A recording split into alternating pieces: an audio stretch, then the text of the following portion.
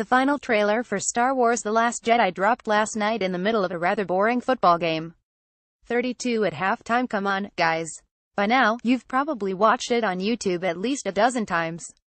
You've combed the internet for Easter eggs, pork memes, and even speculation on what Kylo Ren is doing with his face. And still, you want to talk about it. We want to chat about it too.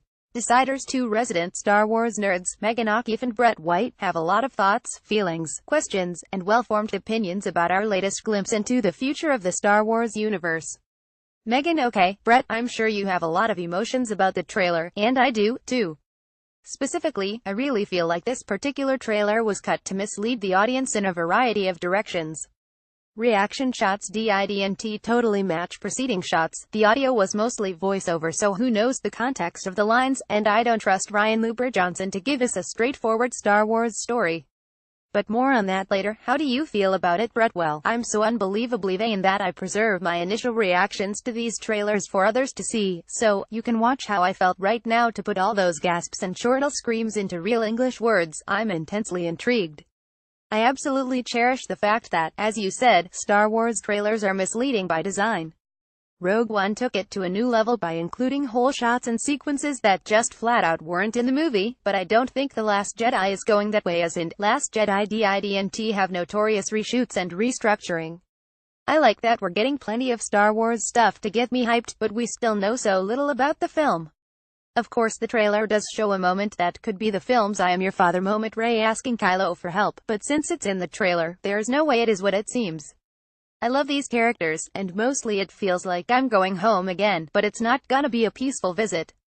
Megan: right, so on that point, huge swaths of the trailer seem devoted to an intense space battle, or 2 or even 3. Obviously, Rey is going to get some Dagobah-style moments with Luke on Ahsoka, but does it feel like we're going to get more of a real war in this film than in the last? Like, sure, the First Order and the Resistance fought a bunch, but this feels like full and frontline stuff. Leia is in command, Poe gets a little more action, hey, and it seems like we're in for some brutal showdowns. I also want to talk about how the trailer opens with Supreme Leader Snoke's voice over a montage of Kylo Ren First Order stuff. Now, Kylo always seemed like a rather petulant brat to me in The Force Awakens. Like, he's a Darth Vader fanboy who can't quite let go of his humanity enough to make the dark shadowy specter of Grandpa proud. But here, thanks to commentary from both Snoke and Luke, Luke, they're suggesting that Kylo might be something more than just a bro with anger management issues. Why does this distress me, Brett? Why, Brett, I applaud these movies for giving me a villain that I legit hate. And I mean, I hate him the way characters in universe would hate Kylo Ren, because he's a terrifying threat and unpredictable. Adam Driver and that unchecked rage-cloaking childlike vulnerability, it's absolutely enthralling, and I also hate him like poison for taking away my hero in The Force Awakens. But there's a very clear parallel between Rey and Kylo in this trailer. The thing starts with the Snoke vow and shots of the First Order, but it hard cuts to Rey lighting up her saber when Snoke growls something truly special. Could Snoke be talking about Rey? The whole vibe of this trailer, it's like the galaxy is suddenly thrown off balance because of the awakening. That title makes sense now, these two immensely powerful Force users. Luke is in awe of Rey's power, so much so that it terrifies him. And then we see these two kids potentially team up at the end of the trailer, which I call shenanigans on that whole back and forth tbh. And I have to get this out there, Mark Hamill gets the award for Most Improved of everyone that has ever gotten a Most Improved award. His acting skills in this trailer alone absolutely destroy everything in the original trilogy. The intense fear in his eyes, it burns my heart. Mark Hamill definitely seems much more at ease as the cranky old wizard than he ever did as the young White Knight. I mean, part of that might be his experiences seeping in, or the fact that Hamill is, well, a ham, and old sorcerers have more pizzazz than earnest young moisture farmers with floppy hair. I want to go to your shenanigans line. I am 99.9999999% sure that final exchange in the trailer is edited from 2 different scenes, if not different acts in the film. The lighting on Rey's face suggests soft firelight. The tone of her voice is pleading. I think she's talking to Luke. Of course, I may be projecting because I need someone to show me my place in all this, is exactly what I say to my horoscope every morning, but hey, that's just me. Do I think that Kylo moment is from the end? Sure. Do I think that Snoke force floating Rey in that one scene? Definitely. Do I think that we're going to get some major revelations and crazy lightsaber showdowns at the end of this film? Absolutely. But I don't think Rey falls to the dark side. No one who would bring a porg along with her for a ride across the galaxy can succumb to hate. You know, Brett, I agree totally. The biggest tell for me is the fact that Rey, in that scene, is wearing her cool vest that she wore at the end of The Force Awakens, but has been noticeably absent from all the toys and most of the footage from the film. She's wearing the gray riff on her Jakku desert fatigues in all the toys and the scene with Snoke. So I think this moment of her asking for help comes from early in the film before she begins training, and I think it's entirely possible this Kylo is a Force test similar to Vader in the tree on Dagobah. He ain't wearing his black scar makeup in that scene. Megan, one quick aside, I do think the black scar makeup is going to be from the first act for Kylo, as in, he's still healing and black tire rubber stuff is apparently the Bactine band-aid of the First Order.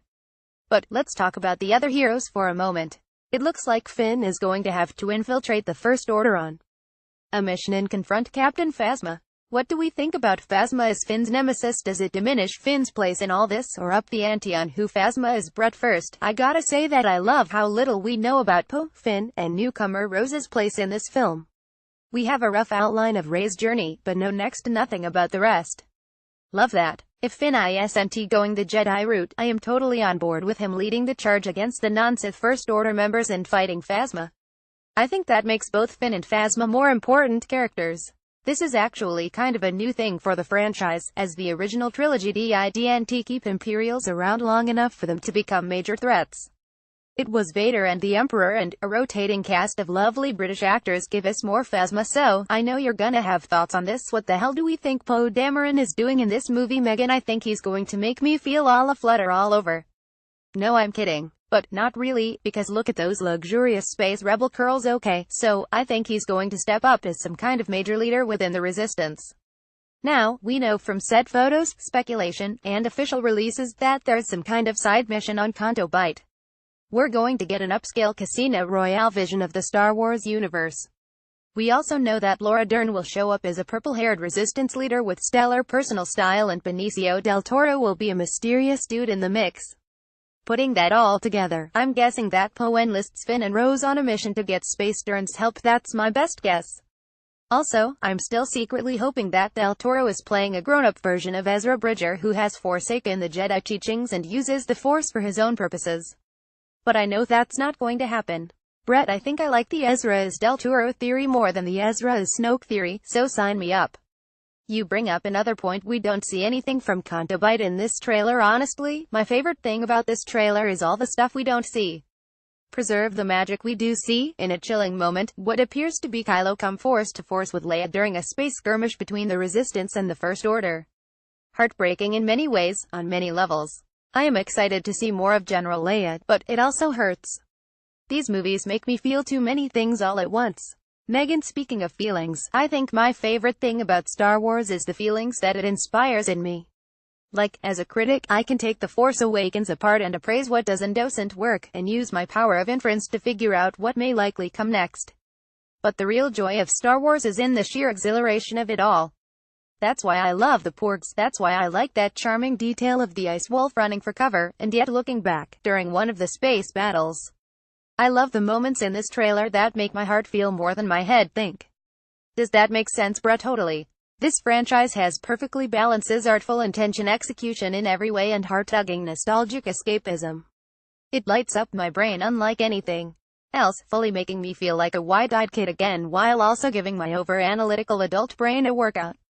There's a Leviathan grandeur and awesome gravitas to this franchise, and every time I see it, I want to live in it. Making a Star Wars movie seems like a daunting task, and so far it feels like Rian Johnson has delivered. He at least made some good trailers, Megan, and he's given us porgs.